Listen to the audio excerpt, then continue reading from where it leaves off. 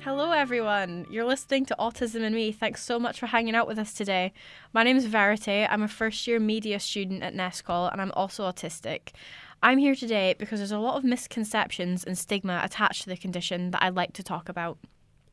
Over the course of the show today, we're going to be discussing the difference between autism in males and females and also how that's portrayed in the media. I'm joined here today by Sam, my guest. Sam, why don't you tell the listeners a bit about yourself and why you're here? Hello, I'm Sam. I have autism and I feel like I've got some valuable input because I grew up with a sister and my dad who are both autistic, and there definitely was a difference in how we were all treated. I just want to ask before we start, when did you get diagnosed? I got diagnosed 2021. It was right when I'd started university. My guidance teacher from school thought it'd be a good idea to maybe mention to the university that I was in the process of looking to get diagnosed by my GP. And so I mentioned it to the university and they were like, oh, we can get you a diagnosis that you can use in education from a psychologist that works for the university. So I had like a 2-3 hour long appointment with him. He asked me to do lots of things. I had to write a sentence down as many times as I could in 2 minutes. And then I ended up getting a 12-page report at the end of it that was like, yep, she has autism. Mine was not that complicated. Was it not? How did yours go? I kind of grew up and no one really gave me the label, but they were just like, yeah, there's something going on there. And they didn't really get it tested in case I didn't want a diagnosis later. But I think I was 12, 11, so about 6 years ago. They were like, right, this is getting a bit intense. We don't have an explanation for how he's acting. So I went and I got tested at CAMS in Inverurie. And they basically just asked me the most weird, childish questions. First of all, it was like, do you have friends? Yeah. And they're like, okay, now with these 3 items, tell me a story. It was like a ball, a cup, and a little wooden block. And I was like, what relevance does this have? They sent out some forms to my school, my parents, and my report was maybe not even a page long. It was just Sam shows social awkwardness, special interest in this area, talent in this area, but lack of in this area. And that's pretty much it. Oh, that's weird that it was so different. Do you think it was maybe because we got diagnosed like different kind of stages in life? Yeah, I think so. But my sister, she's not had any testing for autism, but we suspect there's a few things going on because she's got ADHD and some other like learning issues. And everything she's had has been so thorough. And she's a lot younger than me. And it's been pages, several update meetings, and I've had nothing. So it's really weird how... That's strange. It seems more thorough with women. Yeah, I think it's because women in general are kind of harder to diagnose. I think so. Especially when they were making all the criteria for testing for autism, they based it purely on males. So I feel like girls just have to be a bit more thorough. I mean, I know in my life, I can hide it easier. Like whenever I tell someone that I have autism, they look at me, they tilt their head to the side and they're like, really? Yep, Never would have thought that. I had a guidance counsellor say that to me. And I was like, oh, you don't really say that to a person. But... Yeah, you're not supposed to, but I feel like when you tell someone something like that, they kind of don't really know how to react. So I think it's kind of educating that people need a bit more of. Oh, you can socialise. And it's like, I'm a very social person. That doesn't mean I'm not autistic. Like, yeah. It's very weird. I can socialise, but it takes, like, I really have to try, like, you know when people ask you, oh, how are you today? Like, how's your week been? And then I answer. And then in my head, I just kind of don't ask them back. It's not a natural instinct for me to say it back to them because in my brain, I think if they want me to know how their week's been, they'll tell me. Yes, exactly. Which isn't the case. So I really have to, when I meet new people, I really have to try and make an effort to be interested in, well, I'm not that I'm not. Like, I really have to make an effort to, like, show that. Otherwise, people just think I just don't like them. I mean, the thing I find is that when they ask me a question, I don't know what they're really looking to know. So if they ask me what I did at the weekend, I could have, like, I went to Berlin recently, but I didn't talk about going to Berlin. When my mum asked what I did at the weekend, I was like, oh, me, my boyfriend and my dad, we hung out, we went to this pastry place, and she's like, weren't you in Berlin? I was like, oh yeah, but we did that there. I didn't mention like going there, like security issues, anything big. I was just like, there's a nice chocolate shop I went to. It was my birthday weekend, but that's not what she asked. She asked how my weekend was, so I was like, yeah, good. It was a fun taxi. I got you some like German buses. That was cool. I think we think very practically. That is what you done. Like, you don't kind of give any extra details of, like, this is where I was when I was doing it. This was No why context. we were doing it. Yeah, no context at all. Just, I done that. That's what you're looking for. Yep. Yeah. I find that's an issue in, like, exam questions, too. Cause Oh, yeah. I think we had one today, and it was like, research this. And I was like, but if I'm researching that, that doesn't tell me to write about that. It's just telling me to research it. So what am I supposed to tell you? Yeah. It's so, like, tell me exactly what you need from me. Yeah, I feel like a lot of places and a lot of people, they kind of just assume that if you give very vague details, or just like the bare minimum, that everyone should know what to do with that. But there's been so many times where I've been like, okay, I get you're asking me this, but what exactly do you want? It's so hard to know. And then when you ask them, you feel bad asking because you're like, I'm inconveniencing this person. Are they going to think I'm stupid because everyone else is fine with that amount of information, but I need more? And it's just kind of uncomfortable, honestly. It adds a lot of extra steps, and then I feel like by the time you get past the steps, they're like, okay, I don't really want to talk anymore. Yeah, yep. It's just a lot of steps to get to a basic communication. But it feels like normal to me, because say I'm talking to you, I know what to ask you to get the information I want, and you'll do the same. But with other people, it's like a lot of added steps for one outcome. And now a word from our sponsor. If you're interested in Marvel and character analysis, you should check out my podcast on Daredevil. I'll be taking a deeper look into the double life of the lawyer turned vigilante and how he became a fan favourite overnight due to the success of the Netflix original show Daredevil. Come and join me if you're interested to learn about Marvel's best vigilante.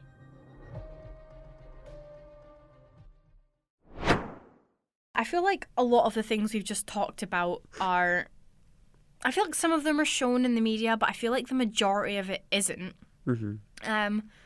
I mean, I feel like I don't see any kind of representation of myself on TV. True. The only autistic representation that we really see are white males. Yeah, I feel like growing up, I only saw like white males, and that was both good and bad for me. Luckily, because I am a white male, it was quite like, oh, there's other people like me. But for other people I knew, it was like, oh, why am I not like that? And I found as I got older, when I didn't show things that were exactly like them, I'd be like, oh, why am I not really good at maths? That doesn't make sense. Yeah. They're good at maths and they're white boys. Yeah, I feel like that's kind of a big thing as well, is that on TV, a lot of autistics get portrayed as having some sort of mega special ability. I mean, Sheldon in The Big Bang Theory, like, what is he? Astrophysics. Or something. I don't watch the show enough to know. I mean, Sean from The Good Doctor as well, he has savant syndrome. And you see him on the show when there's a case in front of him, he starts like picturing it in his head, like super detailed medical diagrams just in his head, and he's able to think of cures and diagnosis in a second. My uncle has savants and autism, and growing up it was really weird because that was my only like representation that was confirmed. And he could like write with both hands at the same time, upside down. Wow. And he would build clocks from cog by cog. And I was like, oh, I failed maths. Oh no. That's crazy. Am I not autistic? I'm good at English, but I don't have like superpowers, you know? Yeah, that's the struggle, is a lot of people, they kind of think to themselves, okay, well, I show some of these traits, but yeah, I'm not super insanely smart like this, so maybe I don't have autism. And then it kind of makes people question themselves, which never a good thing, because you don't want to feel like, oh, I'm not normal, but I'm also not like these people, so where do I kind of fall in the spectrum?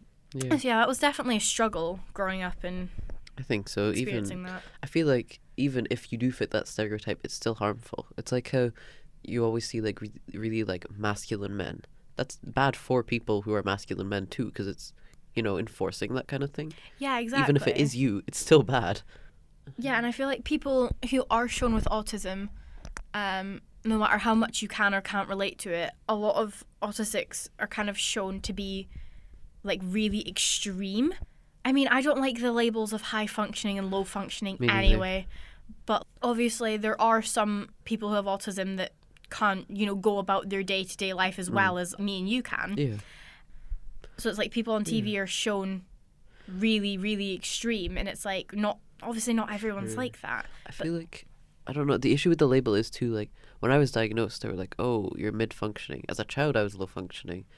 And now I'm high-functioning, or high-functioning, what they would call. So I feel like you can't really get given that label because that's not going to be accurate your whole life. If I've learned social skills now, Exactly. that doesn't mean I'm a different person or I have a different disability, you know? Mm-hmm. But yeah, as I was saying, even though it's shown as extremes, we, like, as a community, we're still kind of portrayed in a way that's tolerable for the general public. Like, I'm going back to the Big Bang Theory. I feel like I'm just going to talk about Sheldon for this entire time. But even when he has his specific spot on the sofa and he has to have the same Chinese food on certain days of the week, I feel like a lot of the time, especially with laugh tracks that are played in the backs of shows, it's like, haha, funny weird man and his routines. Literally. And not, the people around him are just kind of like, oh yeah, Sheldon's just like that. Yep, that's exactly. He's just weird like that. You can tell when people watch a lot of this stuff because you meet them in real life, and I'll be like, oh, I only eat this. I won't eat it like that, or I only have it that day, and they laugh, and I'm like, what? What do you mean? I'm just telling you I like cucumber. What? Like, why are you laughing? But then I tell an autistic person that, and they're like, yeah. And my flatmate Tia only eats with plastic forks, and someone was laughing at it, and I was just like, no, that makes sense. I don't like the way the metal touches my teeth. So it's weird how everything's very, like, palatable for people in media, so they can just tolerate it, but it's not annoying. Just anyone with autism in media, a lot of the things that they say and do, a lot of the time it's portrayed as this person is inconsiderate to all the people around them, and not this person has accommodations, things that they need to happen, and the people around them aren't being supportive of that. It's never really portrayed that way, or at least I personally have not seen that as of yet. It's like, I've never seen portrayal of, like, empathetic autistic people. And a lot of the autistic people I know, especially the women, are, like, overly empathetic, overly emotional. And I've never seen that in any media. Actually, there's a good, I don't know if you've seen Sex Education. I have. But a person there, they portray it well, but it's a very minor part of the show too. I think they could have done more. It was like one episode of why this character is weird, and then moved on. I think I do know. Alien Girl. Lily. It was like one episode of them with their girlfriend being like, "Why are you weird? I have autism." Oh yeah. Okay. And then that was kind of it, and it caused some, like, relationship issues, and then they moved past it, and I was like, oh. Can we not, like, show this consistently, you know? Yeah, like, I'm gonna actually talk about that in an upcoming episode, the struggles that I have personally in every type of relationship, friendship, romantic, family. Yeah, I feel like that doesn't get shown enough either. And if it does, it's just always we're the, like, villain, and they have to deal with us. Or this big issue. It's not that they're being inconsiderate or not, like, looking into what we need. It's just, oh, you're being difficult, come on. Yeah. And that's it's hard to watch because obviously no one wants to look at a person similar to them on TV and think, oh, am I being a burden to the people around me? Like, that's not good or helpful for anyone. I don't get it. And they only show, like, Atypical. You've probably not seen it, but a lot of it is just him having meltdowns, and it's like, that is not my entire life. Like, you grow up and you learn how to avoid these situations. So I'm not going to get overwhelmed every single day anymore because I know what overwhelms me. I know if I need time out of class, I'll go out of class. If I can't get up, I don't get up. I don't force myself. They don't show that you can, work around it. It's like you will always be struggling. Yeah, there's that one scene in Atypical where the main character, I think what's his name? Is it Sam? I think it is. It is. So yeah, Sam from Atypical, he gets so overwhelmed with his girlfriend being in his room, in, like, his personal space, that he decides to trap her in his bedroom cupboard. Yeah, that's not how. I wonder who wrote that and why they were like, yeah, that's a great portrayal of autism. Yeah, just like human entrapment. What would the crime be? I don't even know where to start with that. I feel like the weird thing is, though, when I get overwhelmed with someone, I just go quiet or go to a quiet space. Or the worst thing I'll do is be like, oh, can you give me a moment? Yeah, like I'll leave the room. I've never thrown someone in a cupboard. Yeah, that's not typically, how I tend to deal with things. But yeah, that's kind of the male side of it in the media. The only female representation we really see is I don't even know how to describe this movie. I've only seen the trailer. Oh, that one? Yeah, that one. So you know what I'm talking about immediately. It was that movie called Music. It was directed by Sia because, of course, a musician names her main character Music. That was the character's name? Yeah, the name of the movie and the character's name. She's called Music because she Oh. wears those big headphones everywhere. Yeah, yeah. Oh my. The actress Maddie Ziegler from Dance Moms fame. Yeah, she's not autistic. She's kind of just Sia's muse. And Sia was like, yeah, this is a good idea. I'll use this child. And I mean, Maddie didn't even want to do it, really. I'm sure she felt uncomfortable with like some of the scenes that Sia was going to make her do. Yeah. But Sia was like, you're in a contract. But it's generally the gist of it. And then the trailer, and it has Kate Hudson in it. So it's not like some little production. not It's like seen it. a general. I have not seen it, and I wouldn't do know not what the want to see it. storyline is. Is it just a girl being autistic? It's something to do with her mum dying or like something, because the Kate Hudson's character has guardianship over her, and they have to like navigate, life. But yeah, so that dumpster fire of a movie is really the only female representation that we get, which I actually genuinely don't even know what to say about it, so I'm just gonna stop talking about it. But yeah, one thing that all these actors and one actress have in common is that none of them are actually, or at least they have not confirmed to be on the spectrum themselves. Which, I mean, we could talk all day about the ethics in Hollywood of people portraying people that they aren't. I mean, Brendan Fraser recently got a lot of, hassle for wearing a fat suit in The Whale, his new movie, which, yeah, again, that's just a completely separate issue. But, I mean, I'm fine with people who aren't autistic playing autistic characters as long as it's done well and respectfully. But I don't know if I can say that any of these actually are. Have you seen Rain Man? No. You should watch it. It's a prime example. It was the first movie about autism that won a Grammy, I want to say. It was a big movie. Your parents probably have seen it. I'm an old person, so I love it. But I'm older than you. yeah, but emotionally, I'm an old person. Is what I mean. Old at heart. I am, and it's so stereotypical. There's a scene where like he's in this like what's it called? Like a facility that looks after him. And his brother, he finds out that looks after him, and he like drops these matchsticks, and he tells him the exact amount, like it's a superpower. He's like, there's 236 there.